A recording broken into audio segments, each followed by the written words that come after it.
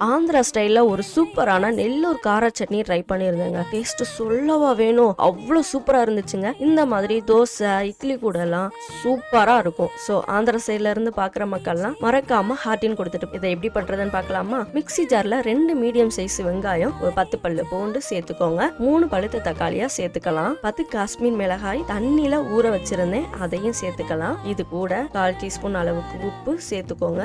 இது எல்லாத்தையும் சேர்த்து இந்த மாதிரி நல்லா அரைச்சி எடுத்துக்கலாம். பார்க்கவே சூப்பரா இருக்குல்ல. தாளிப்புக்கு 3 டேபிள் ஸ்பூன் எண்ணெய், 1/4 டீஸ்பூன் அளவுக்கு கடுகு சேர்த்துக்கோங்க. 1 டேபிள் ஸ்பூன் அளவுக்கு உளுந்தம்பருப்பு, 1/4 டீஸ்பூன் அளவுக்கு சீரகம், 2 கொத்து கருவேப்பிலை, 2 காஞ்ச மிளகாய், 1/4 டீஸ்பூன் அளவுக்கு பெருங்காயம். இது எல்லாத்தையும் சேர்த்து நல்லா வதக்கிக்கோங்க. இப்ப நம்ம அரைச்சு வச்சிருக்க அந்த பேஸ்டையும் சேர்த்து லோ ஃப்ளேம்ல வச்சுட்டு ஒரு 5 நிமிஷம் நல்லா குக் ஆகணும். இது கூடவே கொஞ்சம் போல வெல்லம் சேர்த்துக்கலாம். அவ்வளவுதாங்க. சுட சுட தோசை இட்லி வச்சு சாப்பிட்டீங்கன்னா டேஸ்ட் அட்டகாசமா இருக்கும். கண்டிப்பா ட்ரை பண்ணி பாருங்க. மறக்காம இந்த மாதிரி ரெசிபிக்கெல்லாம் நம்ம பேஜை ஃபாலோ பண்ணிக்கோங்க. Bye bye.